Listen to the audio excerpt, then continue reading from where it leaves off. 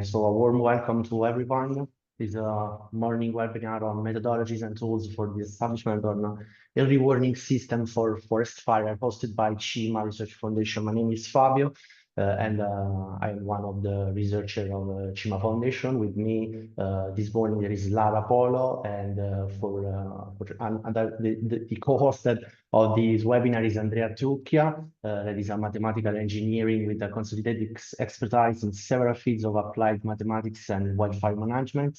He designed and implemented early warning system and risk mapping procedures at Wildfire Risk Management and Forest Conservation Department of CIMA Research Foundation. So CIMA is a part of Covalex partner community. We decided to organize this webinar to share our experience in the establishment of early warning system for forest fire through the presentation of models and tools that we use to support the national, regional, and local authorities to forecast, monitoring, and evaluating the impact of forest fires. So just a few words on Covalex project. Is a project to establish a common and extend community of experts on experience, geographical coverage, and diverse sectoral networks in hydrometeorological multi-hazard events. This project is funded by the Union Civil Protection Knowledge Network Partnership. It's coordinated by University of La Coruña, that I want to say thank you to Sonia to support us in the organize of this webinar in partnership with NALAS, the General Secretariat for Civil Protection of Greece,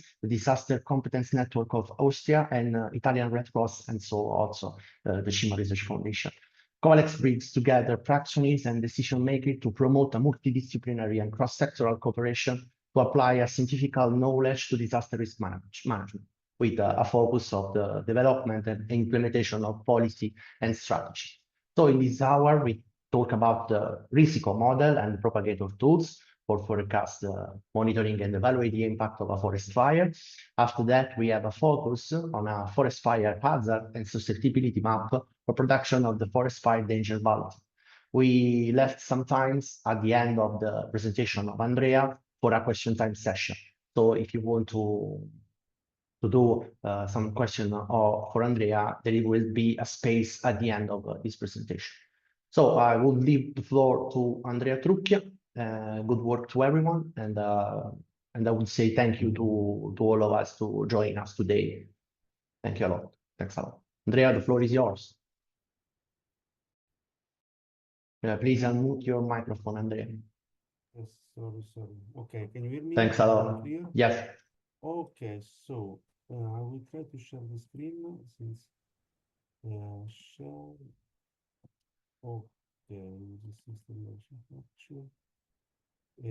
Okay, I share. I think you are seeing a screen, in my opinion, and you can show. I hope that everything will go fine. Can you see a screen with the projection? Yes, okay. Yes. Okay, so I will proceed. Thank you very much for inviting me to this nice webinar. I don't have much time to put everything on the table because there is a lot of things to explain. But like the main message I want to convey are like ideas from what we learn doing the implementation of wildfire early warning system in the PPRD history program and in the SADOR project. This is a choral work that has been made also with my collaborators and my supervisor of the wildfire department of CIMA Research Foundation, and other colleagues such as Sabrina Melino of Plan and Procedure Department.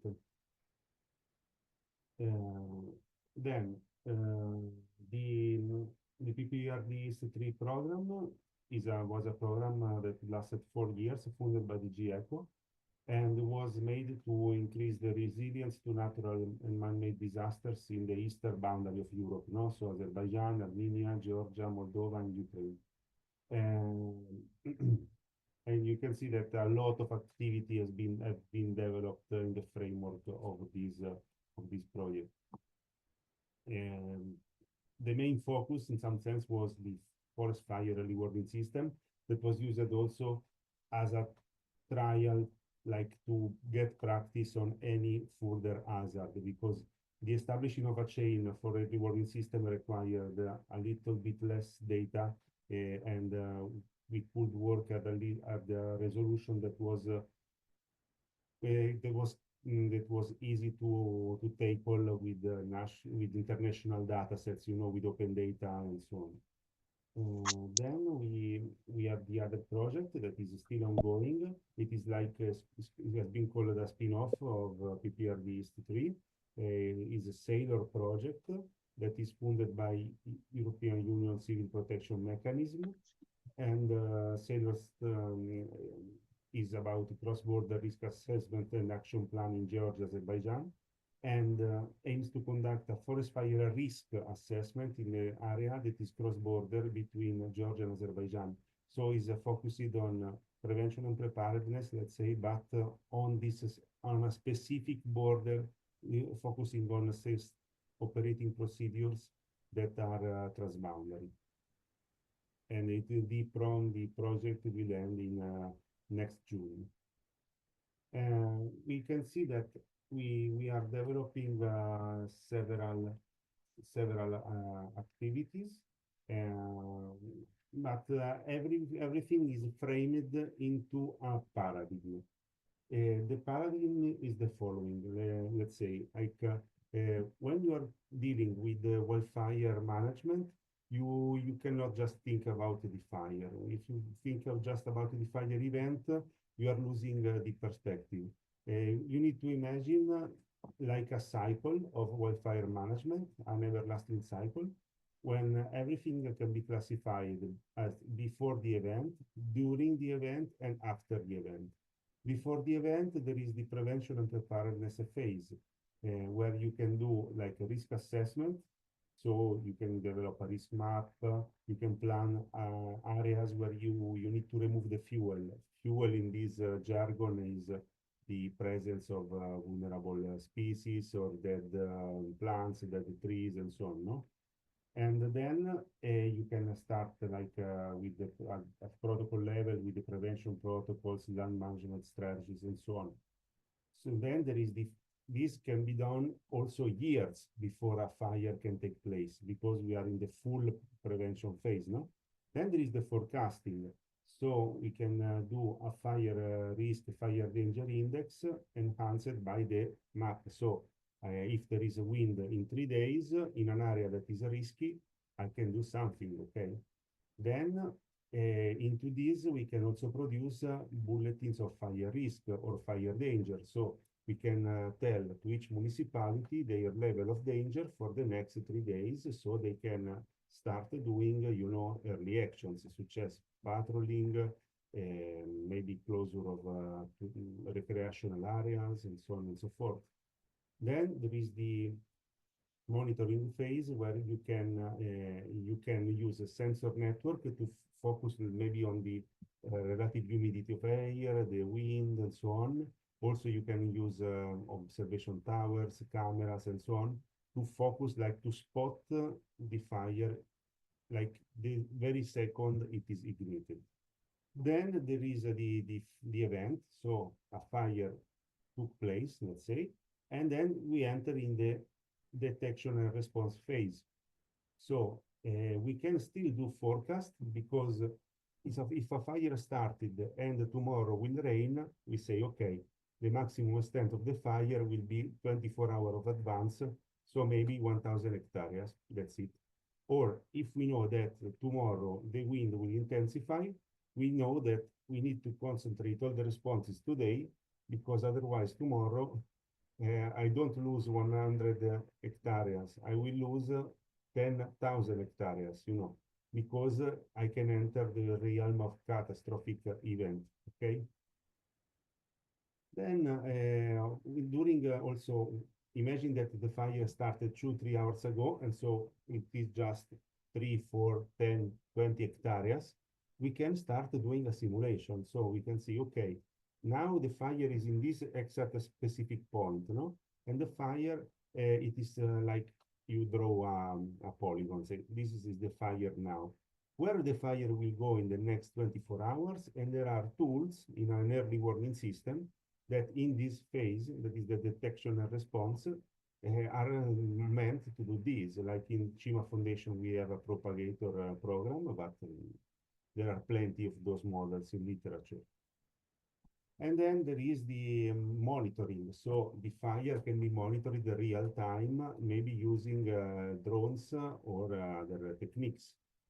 And then there is the restoration adaptation. So you can say, okay, there was a fire. What can I do not to have a fire anymore? Like how we saw in Greece, like in 2022, 2024, this very same fire happens again and again in Attica, near Greece, starting north of Greece and ending near the airport. And these, these calls for a very cutting edge vegetation recoveries and restoration, where you need to choose wisely what you do in the area that got an event that was like burned down by fire, which species you should put in order to have a nature-based solution. So the fire is something connected to nature, is something cyclical. If you get the fuel to regrow, you will have in 10, 20 years the very same situation. And then you can see also that when there is a fire, some species can put themselves in the place where maybe there was an old ancient forest that was more stable. So you are creating, disturbances in the ecosystem. Is the new species more fire prone than the other? So if the human do not interfere with that, what is the future trend, let's say, of this area? This calls for a lot of studies and in the world of restoration and adaptation. One other thing that we did in this field, like I'm not a botanist, so I'm not really into that, but you can also analyze, the climatic trends, because you can say that some areas maybe now are under medium risk, but due to climate change, the situation will change, and the risk can be higher in the next 40 to 60 years, let's say. And here we can see several bubbles. The blue bubbles have been done during the Sailor, and the red bubbles during PPRD. In Sailor, we use also the drones, and we use climatic projections of risk, while in PPRD, we did the very early warning system, so, and the propagator module. Then, okay, let's see. I don't know. Okay, no, sorry, it went too far. Sorry.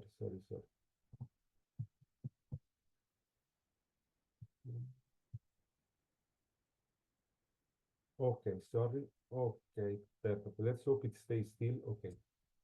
So this is what we did in practical terms for one of the states, the partner states of PPRD. In this example, in the maps, I put Azerbaijan, but in the same approach has been pursued for all the beneficiary states, so like Moldova, Ukraine, Georgia, Armenia, Azerbaijan. We saw that there is in prevention and preparedness, we implemented an early warning system that each 3 hours serves a new layer and can go up to 3, 4, 5 days in advance. Okay, so it is called the RISICO, that stands for Rischio Incendi e Coordinamento. So in fire risk and coordination. Then there is for scenario analysis, planning via scenario making, or assistance to firefighting corps when there is already a fire. We have a simulator of a fire event, so that do not just assign a level danger to a municipality, but just draws the possible perimeter of fire that can go up to 24, 48 hours of fire with 10 minutes resolution. So each 10 minutes you can conquer or not a pixel in the advancing of the fire, no? And in a few minutes, complete the task. It is called propagator, and we will go on that. Then there is the long-term planning. So we just classified each pixel like with static maps. So is this area typically burnable or not? So we do the so-called likelihood maps that in wildfire we call it susceptibility most of the time, but they are basically likelihood map for those of you that delve into the realm of hydrology. Then there is hazard map and risk maps. Then here, okay, we have repeat the same very thing, but the good thing that is that we also develop the prototypes of bulletins so that we convey the information of the bulletin of the hazard on the danger of tomorrow, the after tomorrow, and so on, into a color code aggregated municipal area, so that if you want to convey this information without going to strange website and just doing very technical work, but you want to spread the information, we developed a way to do it in a straightforward and direct fashion. And the main conveyor of all this is the MyDeWetra platform. It is a web GIS platform developed by CIMA Foundation for Italian Civil Protection Department. It has like automatic warning, spatial and temporal data synchronization, on-the-fly data aggregation, map animation, charts. So it's a tool to link the forecaster and the technical personnel to the politician and the decision maker. Here you can see that in the platform, typically you can choose if you want to go to the GIS platform or to do a propagation, so a simulation of a fire, or you can do just create a bulletin, so to show that everything is aggregated.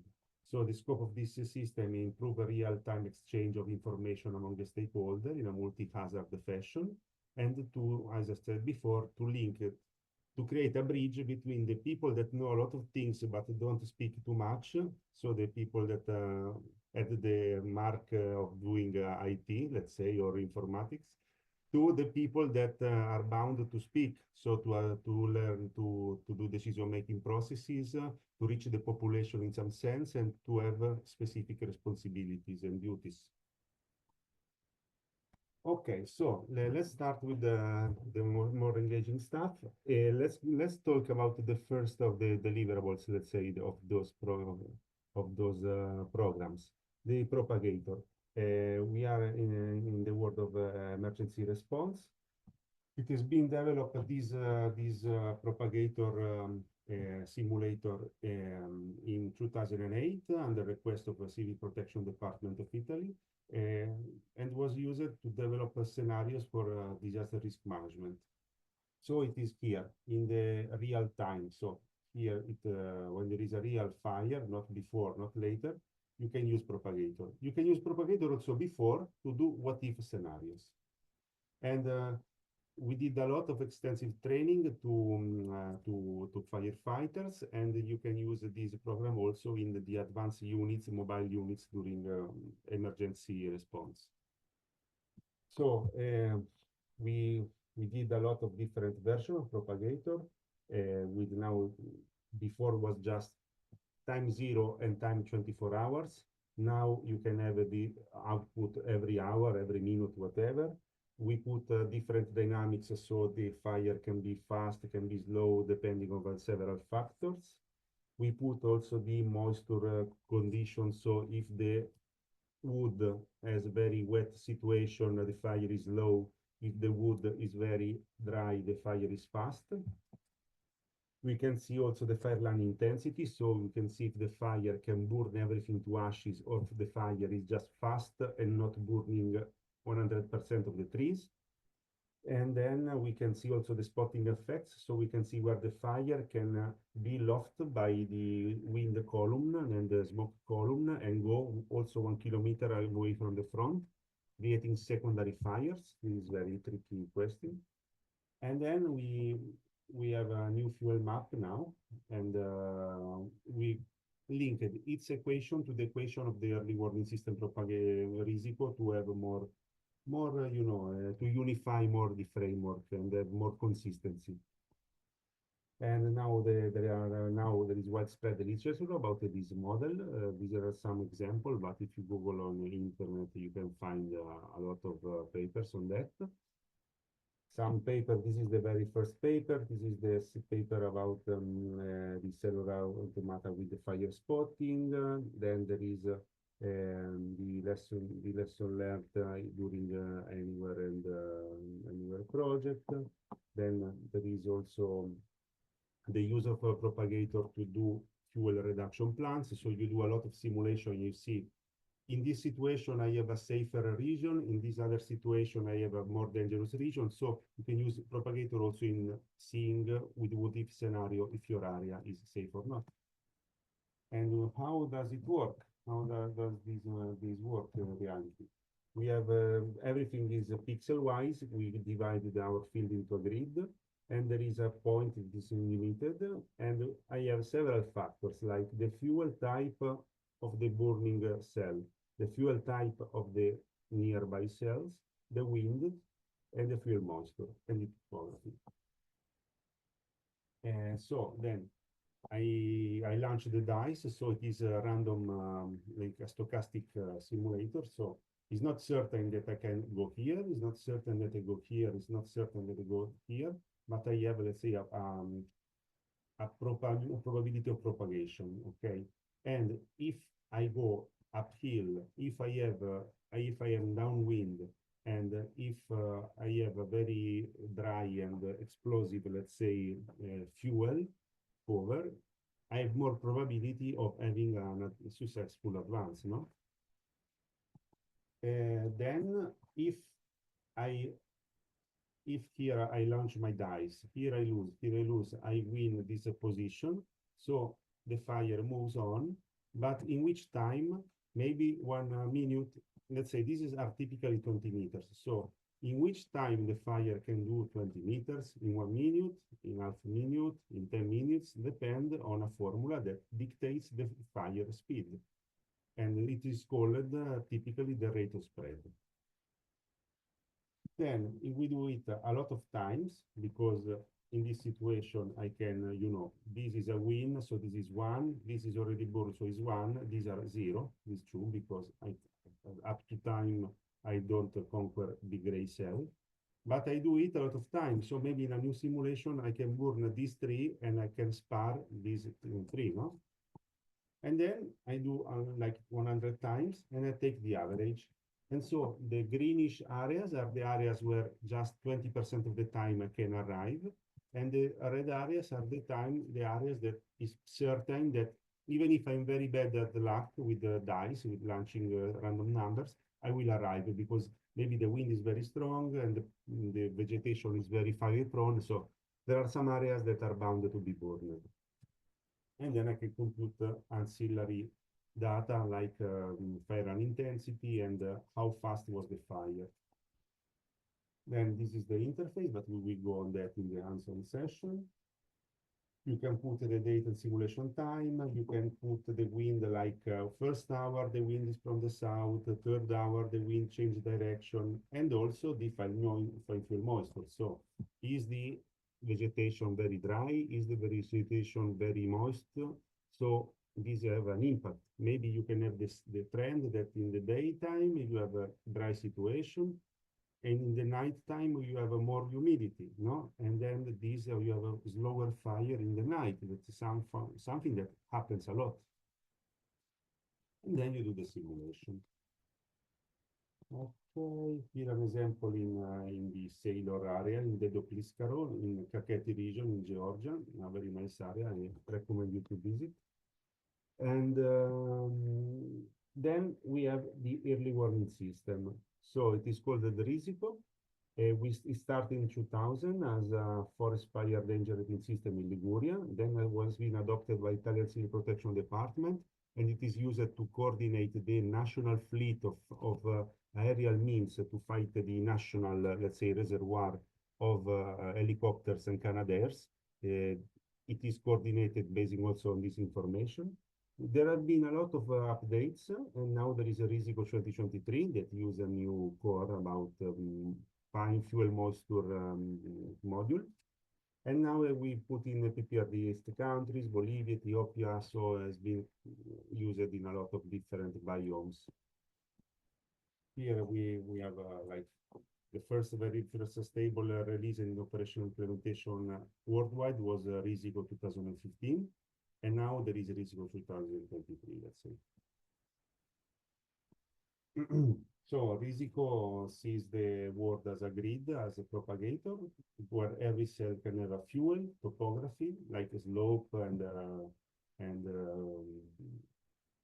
orientation, no aspect, and it can have also a susceptibility rating given by static maps. It can receive also vegetation indices from the satellite, like is the grass already yellow? Is the grass still green and healthy? Okay, this changes the probability of the fire, no fire speed. Then we have also how the data from models or observations. So we need what is blowing on an area to see if the area can be burned or not with ease. No, so we need air humidity, temperature, wind, and precipitation.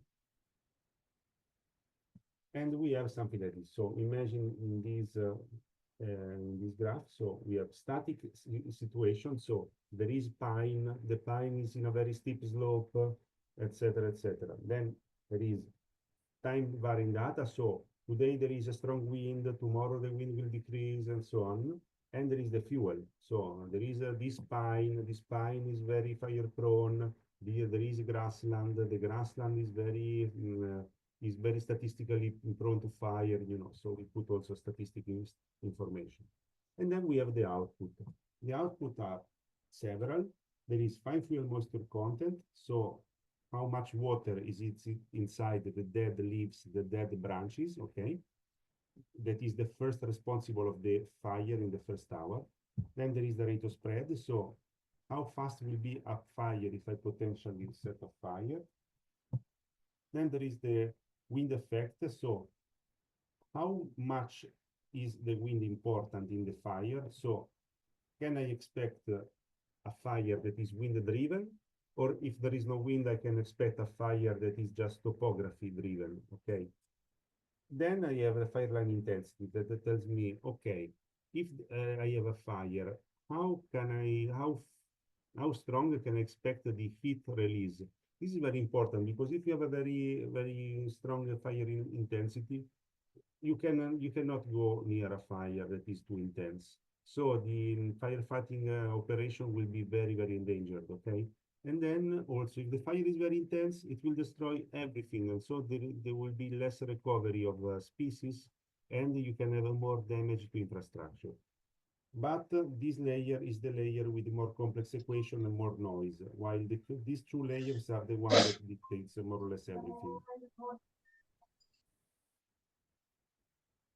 Then here in the Risico, okay, this is another way of putting the things I already told you. So with the static input and dynamic inputs.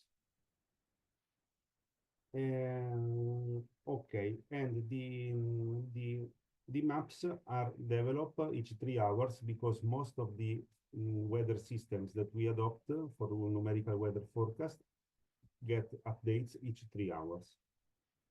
Then there is also a version in Europe, like Risico Europe, that we use in the Aristotle project for giving early warning system and danger report on pan-European and worldwide scale. And also a Word implementation that runs on the GFS of an NOAA. Then, if we have this layer, means that you need to update, like you see the advance. This is the danger of 3 hours, 6 at 9, and so on. But you can say, okay, every input of these days, I can just put an average, and then you have an average fine fuel moisture content, rate of spread, and so on. So you have one click, one layer, one day. And then if you want just also to do the average on each municipality or on each region, you can have it. So you can have daily aggregated indexes.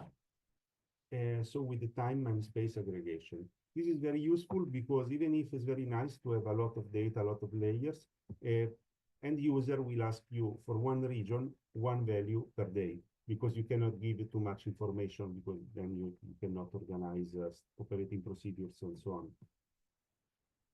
So, okay, don't get you startled by this. This is like what's inside of this early warning system. You can see that there are three main outputs. We have the weather that gives each 3 hours the data, and relative humidity or temperature puts something about how the moisture content should be in the equilibrium, and also a rate about how fast and how I'm drying wet and or getting wet, the speed of this drying situation.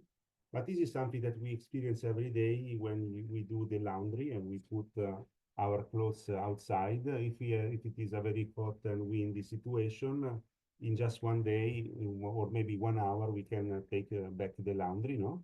But if there is a very moist day or you live in Pianura Padana in most of the year, you can never have your clothes dry. So this is something, this very principle can be expressed into equations, and it is the very core of it, because the fine film moisture content is the core of all the systems. So because people talks a lot about temperature when it deals with fire, but in reality, what it counts it is if you have dry leaves or you have wet leaves and branches. Because if you try to set a fire, even if it is maybe 35 degrees, but everything is very moist, you cannot set the fire completely.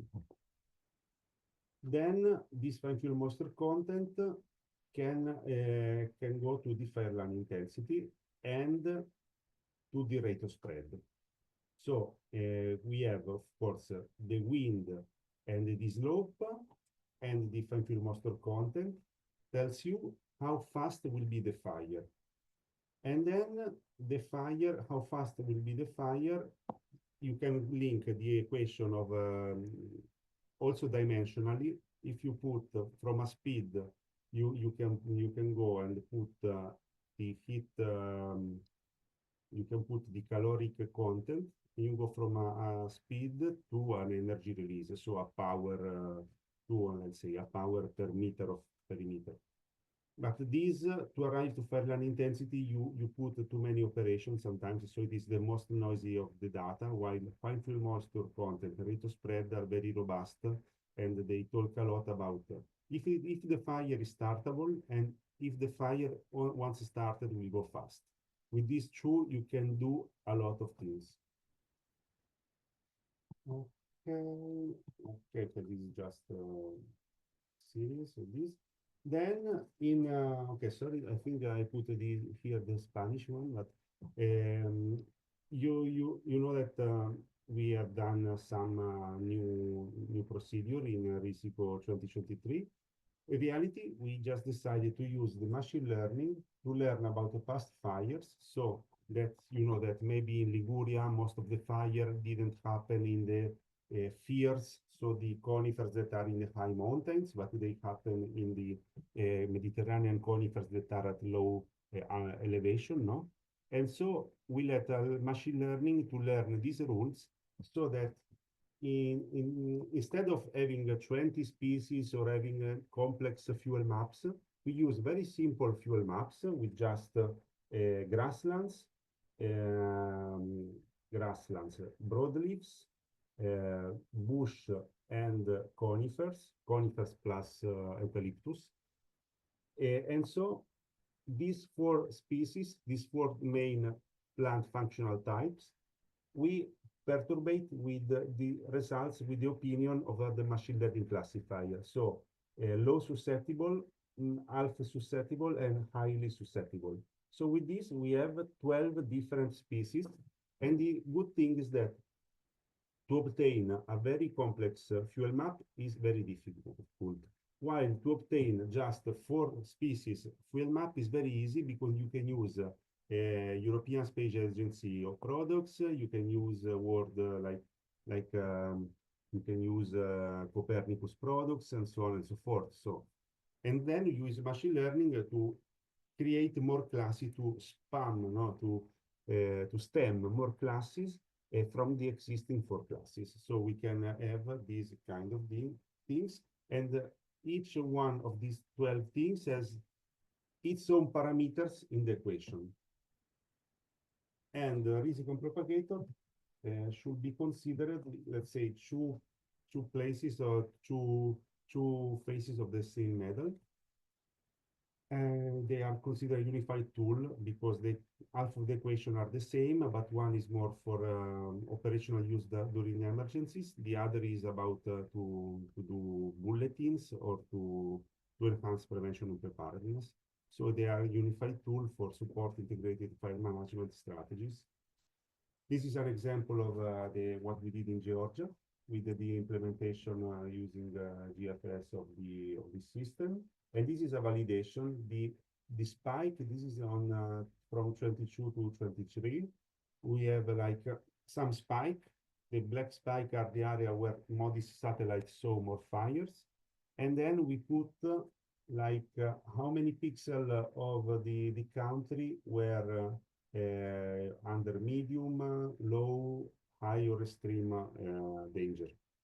And we saw that the days where I have a predominance of medium, high are mostly the months where I have also satellite information about this. The problem is that Georgia is not a fire-prone country, but maybe will be thanks to climate change. So having a good correspondence between yellow and orange is okay because still Georgia doesn't have purple or red situation because it tends to be very moist, very wet during most of the months, owing to its climatology and position and so on. Okay, we implemented also the Canadian Fire Weather Index as a benchmark. Okay, so we can go on with the static mapping analysis. So during PPRDST3, we put the susceptibility, intensity, and hazard static map. So we crossed all the information, we put machine learning, and we developed some P3 situations. So one map tells me where a fire is probable in the next 20 years or until someone don't change the environment, don't change the landscape. Another layer tells me where the fire, if happens, can be disruptive or not. Then we mix the two and we obtain the hazard. So where strong fire are probable until someone does not change the situation, because these are semi-static maps. So each 20 years you should change them. Then in the senior project, we changed them from hazard to risk. So we put exposed elements and their vulnerabilities. And the risk has been shifted also to future using climate change scenarios. And we use the CELSA climatic database to assess future fire regime. And we can see that the situation goes from a low probability of fire, static probability, to medium, let's say. And so we create a static mapping framework where we take all the static information, we cross with the climate data, and we create a model that puts the hazard on the place. But then if you can plug to the system the climate for today, you have present hazard, but you can put also future hazard scenarios to have hazards up to 2100, no? The situation in the next century. And you can, of course, put different pathways, okay, to have different solutions. Then each hazard, if you put where are the roads, where are the shelters, where are the hotels, and so on, you can develop a risk maps. Like here, you can see the situation in a village that was among forested areas. You can see there are more susceptible, more risky places and more safe areas of the town. And you can see the residential fire risk in the present. This fire risk, but shifted in the future. Also the same one, no, in the future. Also the road network, the risk on the road network in the present times and in the future. So thank you very much for the attention. Now maybe just 10 minutes of hands-on before going to the questions and answers. Okay, so no problem. Okay, we need to go here. Okay, so this is just to show you a little bit how it is like the Wetra style. So in the Wetra, you usually have several layers. Observation, where you can see like the active fires and so on. I don't think there will be much active fire now in Georgia, just here in this tip of Georgia. And then you can see the information about the Risico. We have Risico itself, where you can see, for instance, the daily aggregated of fine fuel monster content. We need to wait a little bit now for him to load. Maybe something with my network, but okay, and then you can have also, so you can have spatial information with some level of detail. You can see the weather information gives me this big pixel, while since I did machine learning and so on, I can go to a more smooth resolution, you know, using the machine learning, topography, fuel data, and so on. And then we can have also aggregated information, so that every day it gives me just one value, and this value is used, you know, to feed a bulletin, so to create bulletins. Then here you can see. Let's go. Then there are static information. We can have a static hazard map that puts the area that have more hazard or not. We can have also like the boundaries, administrative boundaries. You can have also, you can cross with exposures like population density,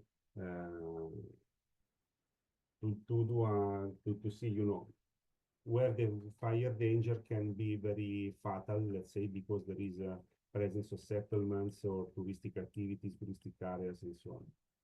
Then let me try to show like the Risico Europe, just to finish it. Okay, higher models, Risico Europe.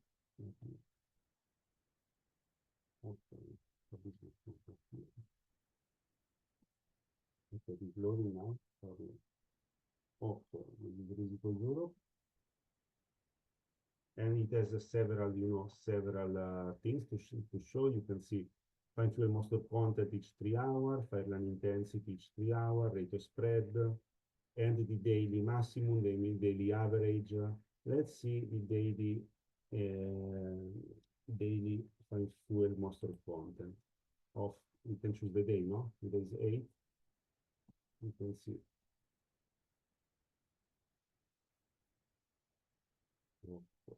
Wait, okay.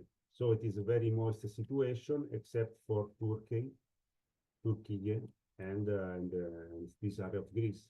This is about the fine fuel monster content, but so the fire is difficult to start, but how is the wind pushing it? So how is the rate of spread? Let's see that. And you can see that in this area, that was like 2 days ago, there was some kind of fire activity. The fire spread potential is not to be underestimated, no? And you know, when you add the rate of spread is complex. You have the fuel situation, the wind situation, the topography situation, and everything interacts and it creates these kind of things. Then if you want to see, you say, okay, but I don't want to see the layer, I wanted to see aggregated data, you just go to Risico, you have the aggregation.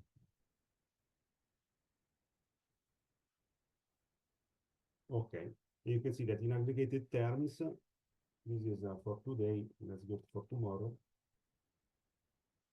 These areas are needs to be put under attention, okay, doing, doing, thanks to the aggregation, okay.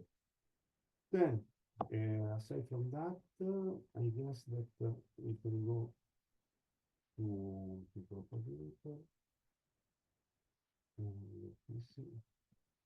Just to finish this with a little bit of color. So this is the interface of propagator. You can put, you can see the archive of the latest simulation. This is a simulation that I did with Borjomi. It lasted like 5 minutes of computing. And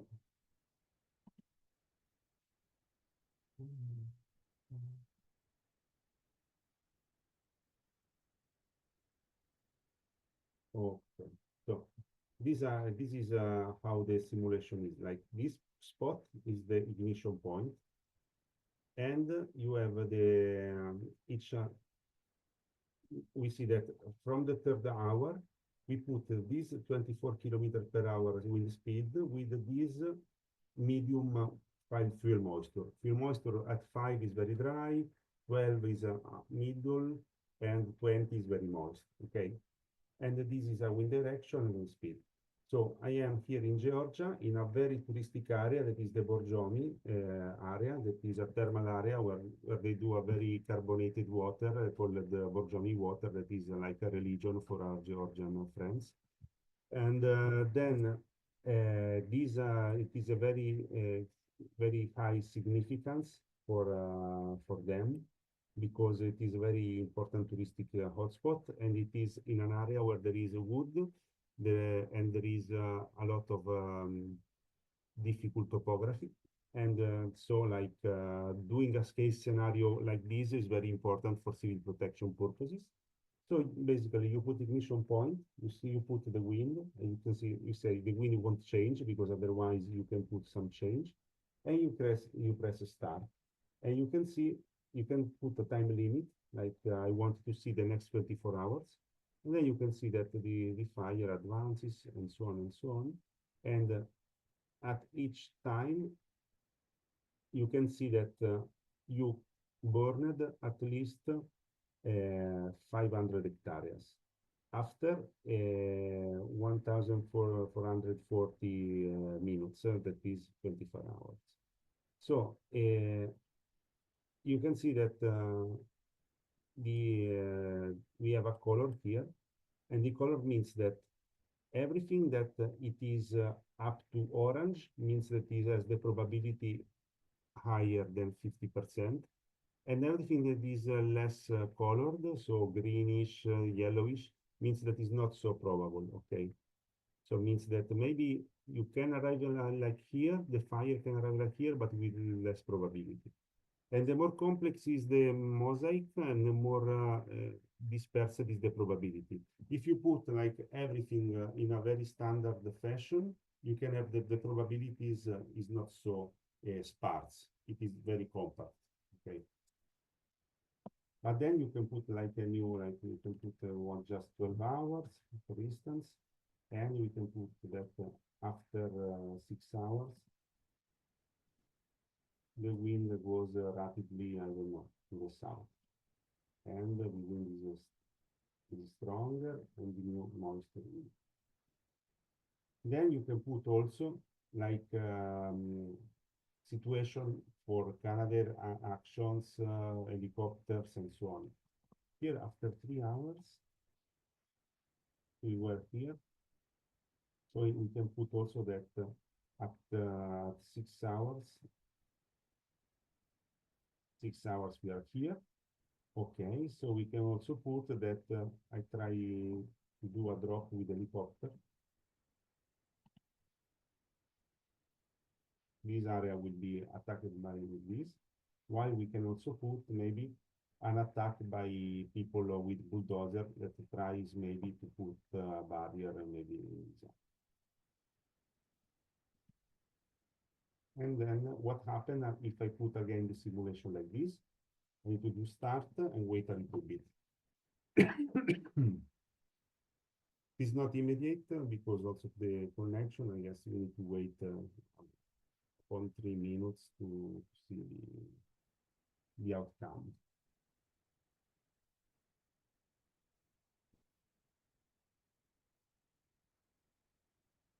Okay, so here tells me that 97 fire are active, 95 are active. What does it mean? That among 100 simulations, someone just stop propagating? Okay. Why? Because maybe they don't successfully ignite all the cells and they stop. Then we are now 2 hours. And then we need to wait 3 hours. We need to arrive at up to 12. Here is where after 6 hours, I have the change, the shift in wind from west. This now the wind is pushing west, and then we'll start pushing south. And so we need to wait a little bit. So after 6 hours, also this barrier and this Canadair will be put into action. So we already have. But after there is also decrease in fire moisture, so the fire will be more aggressive from the 6 hours. And so maybe even if I have a drop of water here, the fire will nonetheless advance southwards. So we have 8 hours, so we need to see what will happen in the last 4 hours. 9 hours, so just 3 hours are. So we see that maybe we try to stop. This area, the stop has been successful, so this flank is protected, while here, since the wind was very strong, 27 kilometers per hour, imagining also the gusts that are inside the model, no? That's so very strong wind and dry situation. And so, okay, it got through, it punched through it. So in the worst case scenario, you have a very strong and very fast advance. Okay, completed more or less. You need to save all the simulation, and then you can download. You can download then all the simulation data. You can visualize on GIS tool like QGIS, ArcGIS, just explore. Okay, so I think that we explained more or less everything. I thank a lot Fabio for inviting me and for organizing everything. So thank you to everyone which came. And if you have any questions or comments, please speak up. Yes, now, thank you, Andrea. Thank you for all of us to stay with us this morning. So we try to explain our 20 years experience in 1 hour. So we try just to have looking forward for collaborating with all the partners joining us together in Covalex. So I would open the question time session. If you have any question, please open mic and so on. Go on.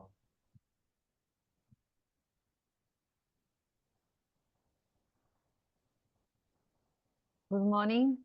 Thank you for organizing this conference, Fabio, Rocco, Nicola, and thank you, Andrea, for your explanation. It's very clear, and I like too much. And congratulations for the tool, because it's a very good tool. I think I only have one or two curiosity, if it's possible. In the future, not now in this tool, in the future, could the resource that exists in each area be added to this tool in order to determine the recourses to the civil protection workers? Not only put the data, if put in this tool in the future, no now, the courses of the area is possible to know how many people in civil protection worker, how many water do you have? Like this, in some sense, you can put it like in the long term risk maps, like these, like in the other map, not. But if you go to the risk map, like map like this, you can put the fact that in this municipality, Oh, okay. you can, when there is the vulnerability, you can put also a coping capacity term. The coping capacity you can do like you can stay at European average data, no? And you can see the number of volunteers, the number of, there are some index that are very difficult to obtain, but we managed to make them for maybe I guess for Croatia and other because we were doing this for a World Bank on a World Bank project like last year, and we were asked also to include the coping capacity. So coping capacity is a way to express also how many volunteers are there, how many hospitals, how many shelters, and so on and so forth. And this can make the difference, at least in the initial phases and in the restoration phases of the disaster. Yes, it's very, very important. Yes, it's very important. Normally in our 112 as this part of the data, and is a good that you thinking in introduce this data in the tool now or the future, because it's very difficult to obtain the real data of the resources of the local. But I think it's very necessary to have a very good planning. And another question, and only to it, and thank you for your answer. Another question is about the protocols. I think in the first slide, you put different evolution of the protocols. I think it's the first, like it wasn't among the first one. The first one too. Well, no, I don't remember the number, but it's in the few Here, no? This one. Okay, in the previous of event, you have protocols in the final of this slide. And then you have during the event, make a evaluation of protocols.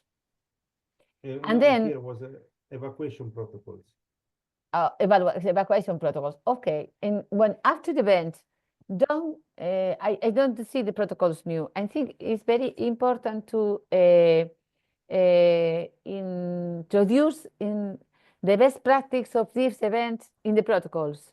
And that the question is, do you know how this information, this tool is integrated into the intervention protocols? Because I think it's very, very useful to integrate this tool in the protocols of the civil protection. Yes, this is very tricky because, as you know better than me, there is a regionalization of civil protection activities, and every situation is different owing to different implementations. Like every time that we arrive to this part is a very big win, because if you notice, we stayed at the early warning system, giving courses about drones, having putting maps, because this, if you are a scientist or an engineer, you can do it.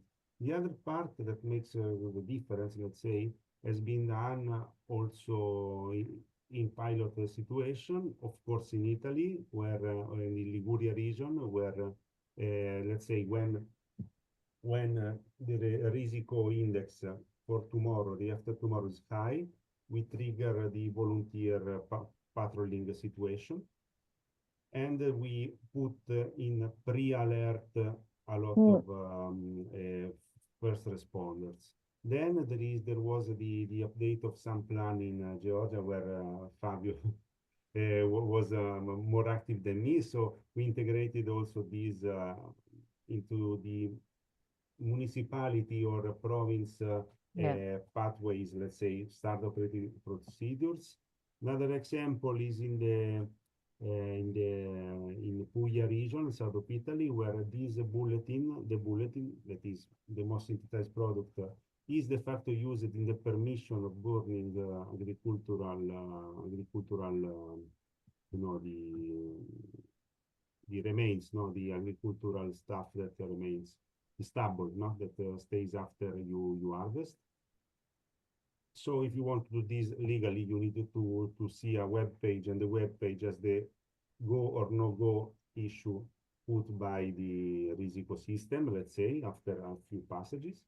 Then we are doing also things now, but it's very difficult to arrive there to to some area of Bolivia because we in a project under the Euroclima action, we are now putting, working with the authority that gives the permission of the chaqueo, that means the burning of agricultural products. And in that, yes, we should get informed actions. So sometimes we trigger civil protection forces. Some other time we help the agricultural authorities in order not to start fires. And some other cases we work with the natural parks like Parco Cinque Terre. So at some actions we can do it, but of course then you go into the political side and decision-making side where, of course, everything depends on the specific implementation and the specific law frame, let's say, the framework, the law framework about risk management. And so that's pretty much it. Thank you very much for the question. Thank you. Thank you, CIMA team. And it's a very good tool. I think in the final conference, put these ideas, please, because I hope to attend this final conference, Teresa, and I hope that in European Union make new rules and new laws to include this technology to prevent and to prevent this emergency, and because I think it's very help for all of us, for the civil protection, for the people, for the agriculture, etc. Thank you. Congratulations. Thank you. Thank you very much. Thanks, Sonia. Thanks a lot. And got any question?